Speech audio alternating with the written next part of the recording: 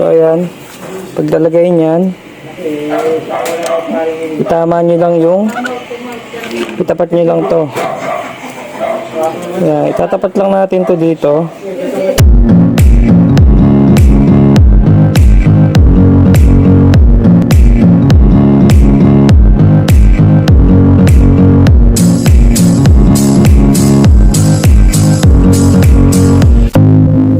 Hello mga DJ TV Printer Vlog. Ngayong araw nga ay magpapalit tayo ng printer head ng Epson L5190. So sa mga hindi pa sanay magpalit ng printer head, tuturuan ko kayo.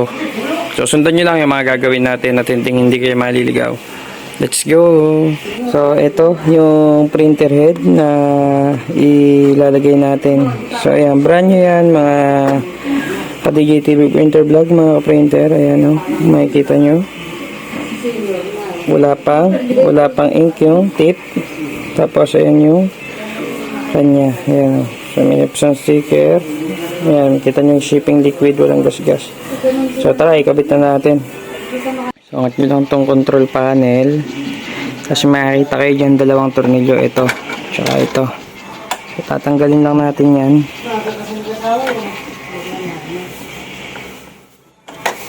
Ayan. Tapos yung kabila.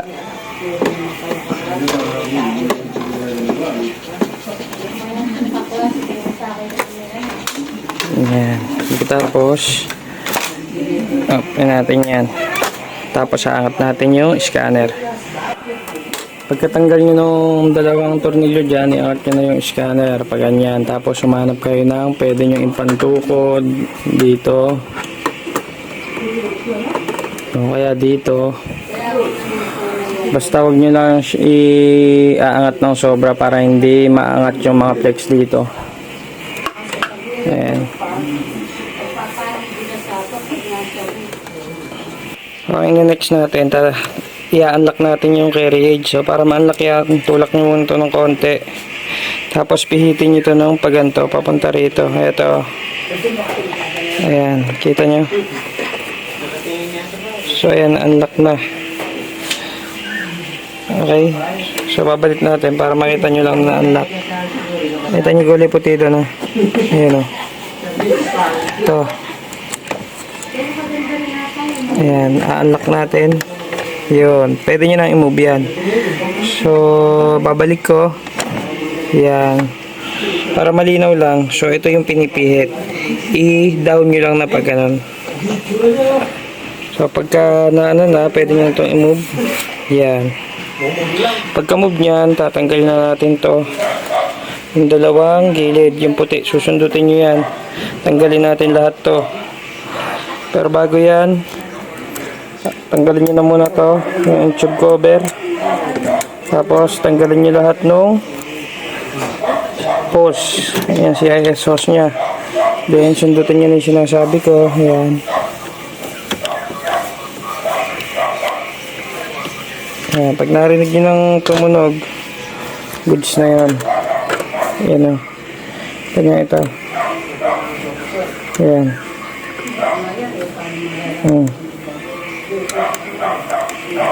Ayan. So, angat na natin.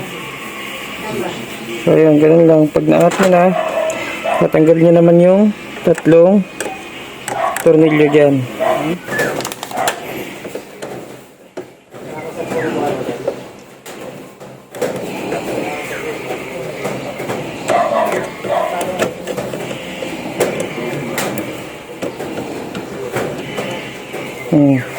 Pag natanggal nyo yung tornilyo, pwede nyo nang hawakan yung printer head sa ganito, yung mga pagitan nya, tapos pwede nyo nang hilahin pataas, tsaka tanggalin yung printer head, or pwede nyo siyang, ito yung flex dito, pwede nyo siyang igalaw, itulak nyo pababa. Ayan, pag hindi na siya naka-cover, tsaka nyo hilahin.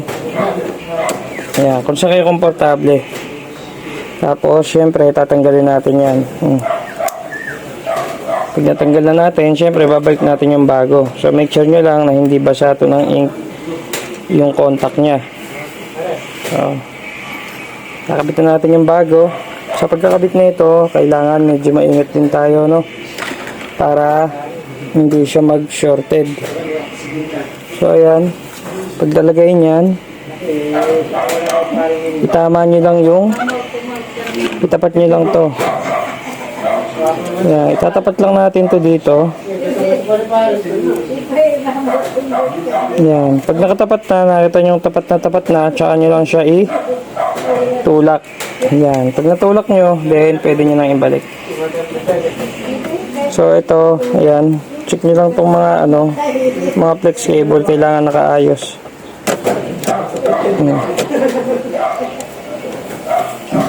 Basta bago kayo gumalaw dito, tingnan nyo yung kung paano siya nakalagay, kung paano nyo, para alam nyo kung paano siya ibabalik.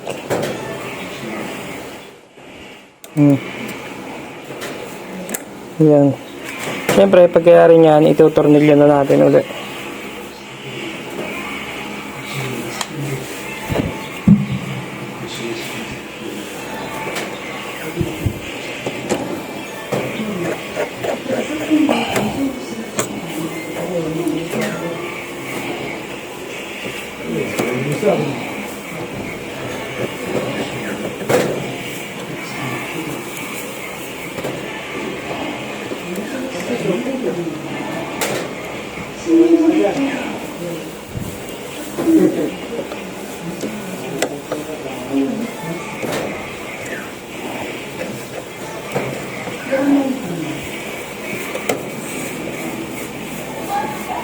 Ayan, pagka-tornilyo, syempre babalik na natin itong mga cartridges or damper. So pag naibalik na natin itong hose, itong mga guhit na yan, tapat nyo lang dito. Ayan, tapos suot nito dito, may mga slot naman yan. Ayan, tapos ito, unahin nyo lang dito yung unang kawitan dito. Tapos nakatapat yan, tsaka dito sa unahan. Tapos, move nyo siya pa ganito. Hilahin nyo pa ganon. Tapos makikita nyo itong dulo na yan, press nyo yan para sumabit doon. Okay? So, pagkayari niyan, ang gagawin nyo na lang is, ayan, sasaran nyo na. Ayan, pagkababa nyo ng scanner, syempre, babalik natin ito tornilyo dito, ang dalawa sa ilalim. Ayan, tapos balik lang natin yung tornilyo.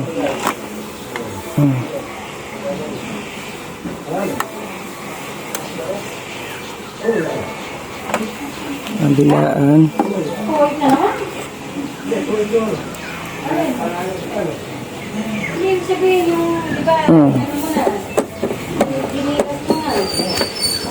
Tapos balik nyo lang to.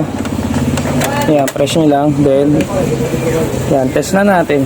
Okay na, nakapagpalit na tayo ng printer head. Pag-iari natin, power on na natin, syempre.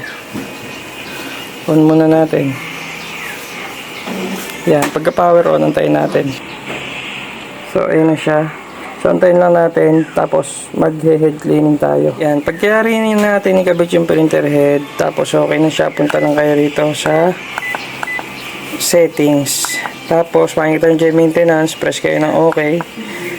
Tapos, ayan, arrow kayo rito, arrow right, makita nyo head cleaning, press OK, tapos start, press nyo to sa start, ayun nakalagay yun, start. So ayun, mag-click cleaning na siya, so antayin lang natin matapos. Kapag natapos yan, try natin mag-print ng nozzle check pattern. So, ayan, makikita nyo na okay na yung pag-click cleaning niya, nakalagay dyan finish. Tapos may nakalagay dito, nozzle check. So, magda-nozzle check muna tayo, kaya press nyo yung arrow down. Then, press OK. Then, print.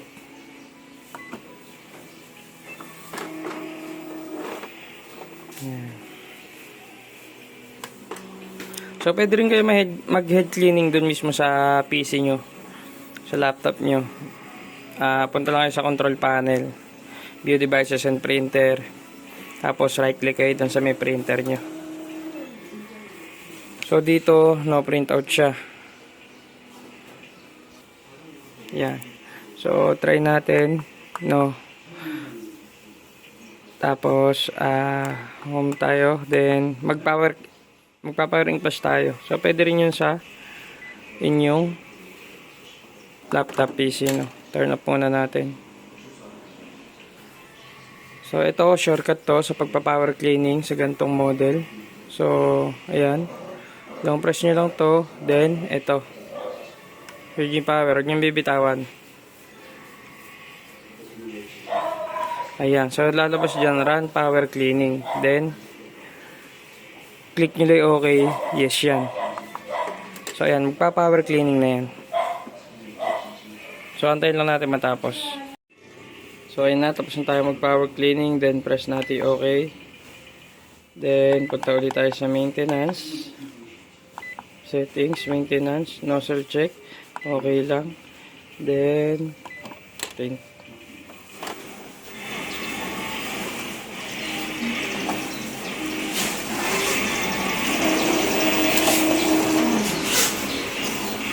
So, ayan.